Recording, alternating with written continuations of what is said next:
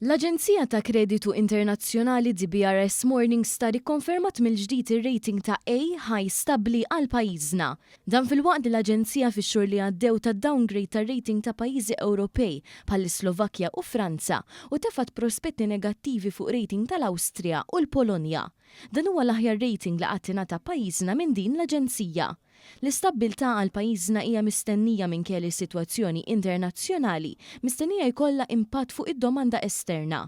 Imma l-esperti ta' din l-Aġenzija nnutaw kif id-deċiżjoni tal-Gvern li jżomm il-prezzijiet tal-enerġija stabbli se tfisser li dħul disponibbli tal-familji Maltin mhux se jbati minn xokkijiet bħal dawk ta' familji f'pajjiżi madwarna. Dan filwaqt li nnutaw kemm Malta għandha setturi tas-servizzi li huma b'saħħithom b'attenzjoni speċjali għat-turiżmu fejn Malta qed tattira dejjem iktar attività. Fl-istess ħin ir-rapport tad-DBRS jinnota kif it-titjib fil-pagi, speċjalment fis-settur pubbliku, kif ukoll it-tnaqqis fit-taxxi ta' dħul taw imbuttatura lil konsum privat u lil prodott gross domestiku. L-esperti barranin jemmnu wkoll li d-deficit tal-Gvern se jkompli jonqos, da minn barra li kummentaw li l-pis tad-dejn nazzjonali jikkumpara ferm tajjeb meta mqabbel mal-pajjiżi Ewropej.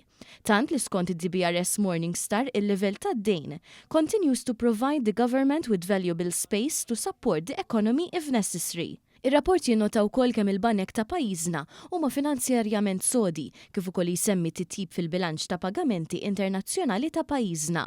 Fl-aħħar nett l-esperti ta' din l-Aġenzija Internazzjonali jgħidu li l-ambjent politiku Malti huwa stabbli u jistennew kontinwità.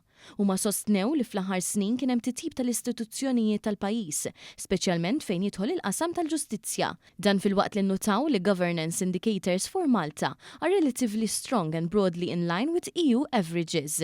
Sa dan it-tant fuq il-pjattaforma X il-Prim Ministru Roberta Bela sosta li hemm 3 raġunijiet għaliex Malta rnexxilha tilħaq din il-klassifikazzjoni.